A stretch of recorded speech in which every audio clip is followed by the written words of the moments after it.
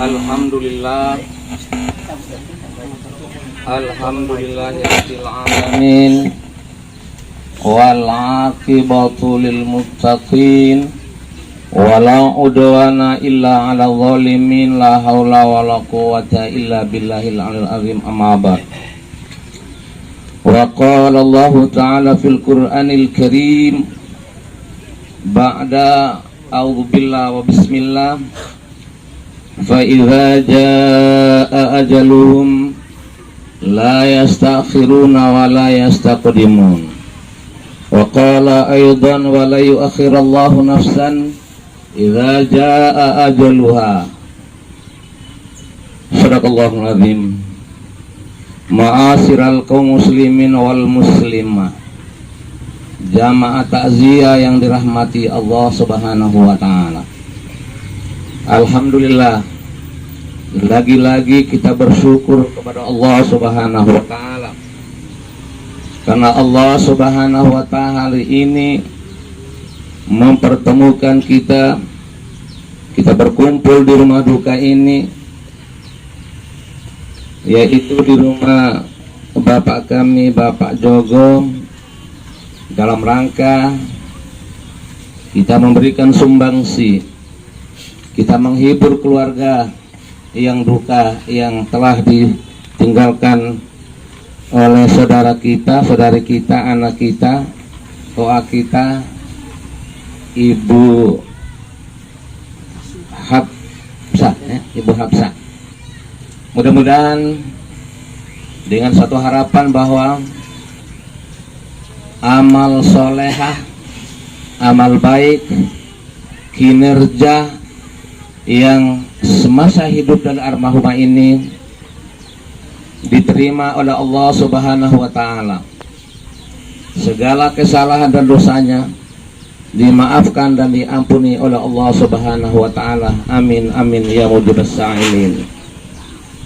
Jamaah takziah yang dirahmati Allah Subhanahu wa taala, banyak sudah para ustadz yang menyampaikan tausiah tentang kematian. Pada saat ini kami hanya daur ulang ya, untuk senantiasa kita mengingat-ingat, kita bermuhasabah, kita merenung diri kita, karena sesungguhnya kita akan mengalami yang sama terhadap seperti yang dialami oleh saudari kita hari ini. Hadirin, berbicara soal kematian, kematian adalah satu kata majemuk. Mati dan hidup adalah satu kata majemuk. Satu kata majemuk yang secara bahasa merupakan satu kesatuan tidak bisa dipisahkan.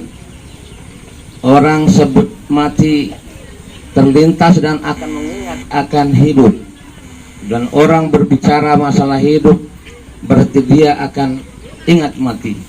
Karena mati dan hidup adalah dua kata yang gandeng yang tidak bisa dipisahkan. Orang akan mengerti akan kematian setelah dia mengerti apa itu kehidupan. Orang akan mengerti berbicara masalah kehidupan, secara otomatis dia akan mengerti akan sebuah kematian. Karena mati dan hidup itu sudah sunatullah yang Allah pergilirkan. Hadirin, hadirin jamaah takziah rahmat Allah Subhanahu wa taala. Allah Subhanahu wa taala dalam Al-Qur'an berfirman, fa idza jaa ajaluhum la yastakhiruna sa'atum wa la yastaqdimun. Diawali dengan kata walikulli ummatin. Ini artinya bahwa setiap umat, walikulli ummatin ajal, setiap umat aku tetapkan, aku berikan ajal. Apa itu ajal? Ajal itu adalah batas ya. Suatu ketetapan, ajal itu adalah batas antara orang hidup dan mati, itu ajal ya. Jadi setiap umat dari umat Nabi Adam alaihissalam, umat Nabi Idris, dan umat-umat Nabi terdahulu itu sudah kata Allah. Allah tetapkan, Allah tuliskan setiap umat itu dalam Al-Quran dengan ajal. Ajal itu adalah ketetapan, batas akhir orang yang hidup itu ajal. Kalau sudah tiba ajalnya berarti stop, ya, dia sudah tidak hidup lagi, ajal. Ya. Ajal itu batas orang hidup dengan orang mati. Maka Allah Subhanahu wa taala berfirman, walikuli umatin, tiap-tiap umat aku berikan ajal, kutetapkan ajal. Fa idza jaa ajaluhum, apabila sudah tiba, sudah datang waktu ajalnya, la yastakhiruna wa la yastaqdimun, tidak bergeser sedikit pun, tidak dimajukan dan tidak ditunda. Itu artinya sudah waktu ajal sudah masuk batas. Di dalam Al-Quran surah yang lain Allah Subhanahu wa ta'ala berfirman, wa la yu'akhirallahu nafsan idza jaa ajaluhum la yastakhiruna sa'atan wa la yastaqdimun. Wa la yu'akhirallah, Allah Subhanahu wa ta'ala tidak akan mengakhirkan, tidak akan mematikan, ya, makhluk yang bernyawa termasuk manusia ini, ya, kalau sudah tiba ajalnya. Wa idza jaa ajaluha, kalau sudah datang waktunya ajalnya, la yastakhiruna wa la yastaqdimun, tidak diundur dan tidak memajukan sedikit pun. Kemudian jamaah jaziyah yang rahmat Allah Subhanahu wa taala. Lalu persoal kematian, mengapa kita dimatikan oleh Allah Subhanahu wa taala? Mengapa ada kematian? Ini yang ada pertanyaan besar. Mengapa mati? Allah Subhanahu wa ta'ala mematikan makhluk yang bernyawa di bumi ini yang namanya manusia karena kita hidup. Allah Subhanahu wa ta'ala kepingin mau kita kembali, ya, ya. Return of chance. Kalau di dunia ini orang yang buat transmigrasi kemudian dia kembali, ya, ke daerah sendiri, kembali setelah dia transmigrasi dia kembali ke daerah asalnya. Return of chance, ya. Jadi kita dimatikan, kita dikembalikan oleh Allah ke kampung halaman kita semula, yaitu akhirat. Ini kita dikembalikan oleh Allah Subhanahu wa ta'ala. Kenapa? Allah lemparkan kita di bumi ini sebagaimana Allah lemparkan Nabi Adam alaihissalam. Kenapa? Karena dunia ini kita memperbaiki usaha kita memperbaiki amal. Nabi Adam alaihissalam oleh Allah Subhanahu wa ta'ala dipindahkan ke dunia ini setelah Nabi Adam dan Siti Hawa berada di akhirat. Kenapa Nabi Adam dilemparkan ke bumi? Karena Nabi Adam melakukan suatu kesalahan yang fatal, walaupun ada pada akhirnya dimaafkan, diampunkan oleh Allah Subhanahu wa ta'ala. Ketika Nabi Adam Siti Hawa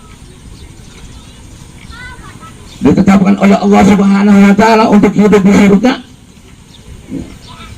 lalu Allah Subhanahu wa ta'ala wanti-wanti, ya, wanti-wanti, boleh, ya, Adam kamu dengan kamu adik ini yang saudari ini, ya, tinggal di surga ini, nempati, ya, apa saja yang ada di surga ini kamu makan, ya, kamu tidur, bahkan semua ciptaan Allah, nikmat Allah yang dari surga ini boleh bebas, ya. Allah Subhanahu wa ta'ala memberikan free choice, ada free X, memberikan kebebasan, memberikan pilihan, ya.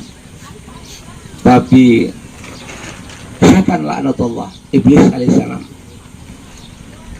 saat itu menggoda Adam dan Hawa, ya, menggoda Adam dan Hawa dengan makan namanya pohon khuldi atau buah khuldi itu. Wa qala rabbuka lil malaikati inni ja'ilun fil ardi khalifah qalu ataj'alu fiha man yufsidu fiha wa yasfiku dima wa nahnu nusabbihu bihamdika wa nuqaddisu lak qala inni a'lamu ma la ta'lamun, ya. Jadi Allah berfirman suruh Adam dan Hawa ini sebagai khalifah, lalu pada akhirnya pada ayat berikutnya Allah memberikan kebebasan Hawa dan Adam untuk tinggal di surga, nikmat di surga. Wa idh kunna lil malaikati isjudu li Adam fasajadu ila iblis, karena iblis pada awalnya dia membangkang dengan perintah Allah, lalu iblis divonis oleh Allah sebagai aba wastakbara, orang-orang sombong, orang-orang angkuh, dan divonis oleh Allah Subhanahu wa taala sebagai orang-orang kafir dan tempatnya di neraka. Lalu iblis memohon kepada Allah Subhanahu wa taala, ya Allah, boleh Allah tempatkan saya di neraka.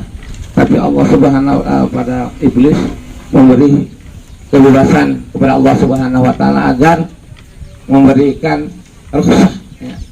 Permohonan dari iblis dikabulkan oleh Allah Subhanahu wa taala. Jadi iblis memohon, ya Allah, engkau telah vonis saya sebagai orang-orang kafir dan engkau telah vonis saya masuk neraka, maka ya Allah berikan kebebasan saya selama saya hidup di dunia ini, anak Adam hidup di dunia ini, berilah kebebasan untuk saya mengganggunya. Jadi oleh Allah kabulkan, ya. Jadi silakan engkau menggoda manusia, tapi manusia akan saya bekali, ya. Akan saya bekali dengan ad-din, dengan agama, dengan iman. Silakan, ya. Orang-orang yang tidak kuat mengamalkan ad-din, mengamalkan agama, akan mudah tergoda, akan mudah tergiur dari rayuan setan. Saat itu iblis laknatullah, ketika Adam dalam keadaan tidur, datanglah iblis. Pertama dia sudah tahu nih, biasanya perempuan itu lebih andalkan emosional daripada logika rasionalnya. Jadi datang ini biasanya Adam itu kalau digoda oleh perempuan dia cepat lemah. Jadi iblis sih manfaatkan Hawa, bujuk Hawa. Jadi iblis licik, dia lebih licik, ya. Jadi iblis bilang, saya mendengar informasi terbaru. Nah, dia ngarang-ngarang dah iblis ini, memang pintar memutarbalikkan kenyataan. Saya mendengar informasi terbaru dari Allah Subhanahu wa taala, kalau Adam dan Hawa ini mau hidup nikmat di surga ini, tempat ini selama-lamanya, harus makan buah itu. Padahal oleh Allah, jangan makan buah itu kalau mau hidup di surga selama-lamanya. Tapi oleh iblis membalik, yang membolak-balikan fakta.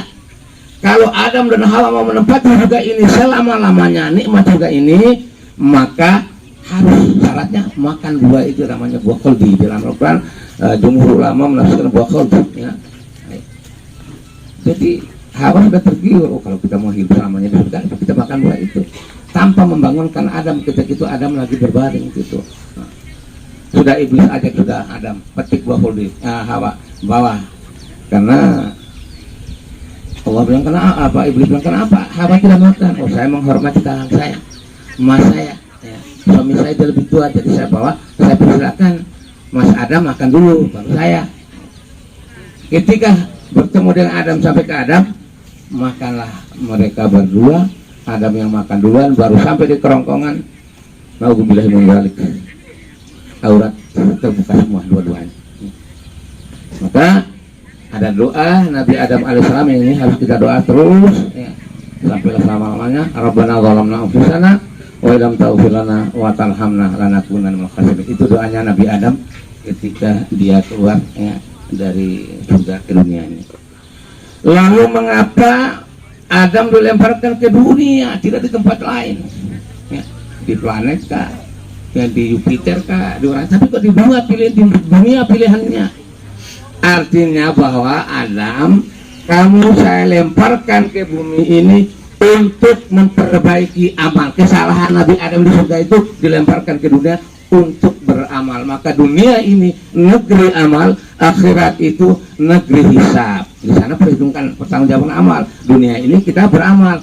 Jadi ke dunia ini untuk memperbaiki amal, melaksanakan kinerja yang diperintahkan oleh Allah Subhanahu wa taala, yaitu ad-din. Dan di dunia ini tantangan banyak, ya, tantangan banyak. Agar kita bisa berhasil, ya, meraih tempat yang paling tinggi jannata ma'wah, maka kita harus lulus di dunia ini, lulus, ya. Bersungguh-sungguh kita selama hidup kita di dunia ini. Jangan sampai kita di dunia ini sholat tidak mau, ya, masa bodoh, cuek, lalu sudah meninggal, ya, kita menyesal sudah. Kenapa? Karena meninggal itu kita sudah tidak bisa beramal lagi. Ya. Amal yang kita bawa di hadapan Allah, yang kita bertanggung jawab di hadapan Allah itu amal nafsi, amal diri sendiri. Faman ya'mal mithqala dzarratin khairan yara. Barang siapa yang mengerjakan amal kebajikan sebesar biji zarrah, zarrah itu atom. Atom lebih kecil daripada molekul, ya, lebih kecil. Tapi sering orang tafsirkan zarrah itu adalah biji sawi, karena dia sama dengan biji sawi. Zarrah itu atom, ya. Nah, sekecil itu tuh dia bertanggung jawabkan di hadapan Allah sendiri. Yang dia beramal sendiri, dia bertanggung jawabkan di hadapan Allah, dan dia akan lihatnya. Wa may ya'mal mithqala dzarratin syarran yara. Barang siapa yang mengerjakan amal kejelekan, ya, sebiji zarah pun, sebiji atom pun, dia akan lihat di sono, dan dia akan mempertanggungjawabkan di hadapan Allah Subhanahu wa taala. Ini ada macam-macam, itu memang mau saya macam-macam. Ya, sembahyang saatin ada apa? Nanti ada tetangga saya yang baca Al-Qur'an, yang ini bantu saya. Tidak ada. Di dalam soal amal ini tidak ada sifatnya bantu. Karena amal itu bersifat tersembunyi, belum tentu dia sholat 5 waktu setiap hari, dia berbuat, belum tentu dia amal baik. Mungkin dia sholat hanya ungli puji dan sebagainya. Yang namanya sumbangan itu yang lebih. Kalau dia sumbang amalnya kepada orang lain, apa dia merasa dia sudah banyak amalnya? Yang menilai sedikit besar atau sedikit banyak amal perbuatan kita, Allah Subhanahu wa taala. Kita tidak bisa menilai, ya. Dan kalau manusia merasa dirinya merasa amalnya banyak, itu tidak angkuh. Pada semakin takwa orang itu kepada Allah, semakin beribadah, semakin orang itu beribadah kepada Allah, semakin orang itu khusyuk kepada Allah Subhanahu wa taala, semakin tunduk dan merunduk, ya. Dia merasa dia amal lebih kurang. Orang semangat beribadah, dia rasa bahwa ini amal saya kurang, terus kurang, jadi dia semangat beribadah. Jangan sampai kita merasa kita punya amal sudah banyak sehingga kita malas, ya. Kita malas beribadah, sudah amal sudah banyak, ya. Karena itu hadirin, mumpung kita masih diberi umur, kesempatan, usia yang diberikan Allah kepada kita, yang tidak lama kita akan bermuarah pada saudari kita ini. Kita akan menghadapi maut. Mumpung Allah masih beri kesehatan, kita mencoba untuk maksimal mungkin perbuatan kita, amal soleh kita di dunia ini. Amal soleh apa saja, amal itu banyak, ya. Dengan tetangga, tutur kata yang lembut, jangan sampai dengan tetangga sedikit-sedikit yang batas bagi selalu pas kita kira pembela, sikut-sikutan, sikat-sikatan. Ini yang perlu kita perbaiki, ya. Karena amal itu banyak, ya. Amal itu banyak. Kalau kita sudah mati, tidak ada gunanya. Nah, jadi yang kita mati itu hanya yang kita bawa pun tiga, ya, tiga yang kita bawa, ya. Jadi yang mengiringi jenazah, anak kita, adik kita, saudara kita, ini saudari kita ini sebentar itu ada tiga, ya. Yang membawa jenazah ke kubur itu ada tiga, ya. Yang pertama ahluhu, yang kedua wa maluhu, yang ketiga wa amaluhu. Jadi yang mengiringi jenazah itu hanya tiga. Pertama keluarga, yang kedua harta, yang ketiga adalah amal, ya. Isnani yarji, dua perkara kembali. Apa yang kembali? Harta dan keluarga, ya. Ahluhu wa maluhu. Harta dan keluarga kembali. Kita angkat jenazah sebentar ke kubur itu, keluarga dan harta kembali. Harta ya seperti mungkin tikar, apa yang kita bawa ngiring jenazah ke sana, itu kembali, ya. Isnani yarji, dua kembali, ya. Ahluhu wa maluhu, keluarga kembali, harta kembali, wa yabqa amaluhu, yang kekal bersama mayat itu adalah amal, ya. Oleh karena itu, yang kita bawa menghadap Allah Subhanahu wa taala nanti, yang menyebabkan kita itu baik buruk, masuk surga atau neraka, itu adalah amal kita sendiri, ya, selama hidup. Oleh karena itu Bapak Ibu sekalian, jaga lisan kita, jaga tutur kata kita dengan tetangga, dengan masyarakat, ya. Jaga hubungan kita dengan Allah Subhanahu wa taala. Hablum minallah kita harus baik, dua-duanya baik, ya. Dua-duanya ihsan, ya, baik hubungan kita dengan Allah maupun hubungan kita dengan sesama manusia, yang pada akhirnya nanti kita mati, ya, mati dengan menyebutkan kalimat akhir, kalimat la ilaha illallah Muhammad Rasulullah sebagai perwujudan, sebagai bukti realisasi amal kita, pekerjaan kita yang selama di dunia ini kita kerjakan. Hadirin jamaah takziah yang dirahmati Allah Subhanahu wa taala, saya kira itu sedikit ya yang dapat kami sampaikan. Mudah-mudahan ada manfaatnya bagi kita semua, terutama bagi pembicara sendiri. Mudah-mudahan amal almarhumah ini yang selama hidupnya ini, amal yang berhubungan dengan Allah Subhanahu wa taala maupun amal yang berhubungan dengan sesama manusia, mudah-mudahan dosa-dosanya atau kesalahan dengan sesama manusia maupun dengan Allah Subhanahu wa taala diampuni oleh Allah Subhanahu wa taala, dimaafkan segala kesalahannya, sehingga pada akhirnya dia bertemu dengan Allah Subhanahu wa taala dan dia kembali dengan tenang, dengan husnul khatimah. Amin amin ya rabbal alamin. Barakallahu wa lakum fil Qur'anil azim. Waalaikumsalam warahmatullahi wabarakatuh.